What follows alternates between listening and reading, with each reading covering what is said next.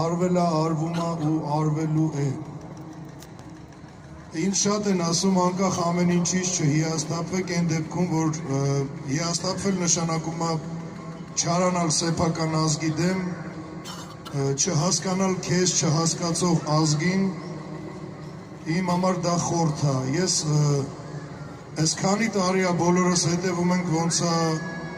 վարչապետի պաշտոնը զբաղեցնող անձը երկրից երկիր թռնում, ջանք ու եռանդ չի խնայում, որպեսզի ստորագրի ընդհանուր Հայաստանի կապիտուլյացիան, դրա լուծարումը, Արցախը մեզ բոլորիս եղավ վառ օրինակ, ու այդքանից հետո դեռ ես չեմ տեսնում այն քանակությունը ազգի ներկայացուցիչների, ովքեր դրանից դժգոհում են։ Հիմնավորել դա նրանով, որ վստահություն չկա մեր հանդեպ, որովհետև իրանց բազմիցս խաբել են, դա նույն բանն է, ոնց որ անձրևի տակ կանգնած 5 հոգի ձեզ ծակ անձրևանոց տան 6-րդից հրաժարվեք, բայց միևնույնն է բողոքեք անձրևից։ Ես ուզում եմ, ես այսօր հիմա ստեղ Ազատության հրապարակում ձեր առաջ իմ բաց դեմքով ձեզ հայտնի իմ անուն ազգանունով կանգնած եմ, ուզում եմ հասկանամ,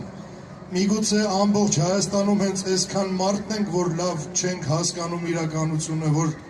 միգուցե ամեն ինչ լավ է, կա ուրիշ Հայաստան, մենք մնացել ենք վատի մեջ, կամ միգուցե հայրենասիրությունը լրիվ ուրիշ կոնցեպցիայով է մատուցված ու դա ընկալված է 99%-ի կողմից, մենք, չգիտես, երևի կարող է ես էլ ձեր հետ ինչ-որ մի բան սխալ ենք ընկալում, կա մարդու պակաս, կա հայի պակաս, եթե դա տենց է պետք է գիտակցենք, պետք է հասկանանք ու առհասարակ յուրաքանչյուրս մեզ համար որոշենք մենք ինչ ունենք անելու, պայքարի որ տեսակն է մեր համար լավ։ Այսօր Հայաստանը կախված է մի քանի բլոգերների կարծիքից, մի քանի հազար հոգով ավել բաժանորդ ունեցողների գրառումներից,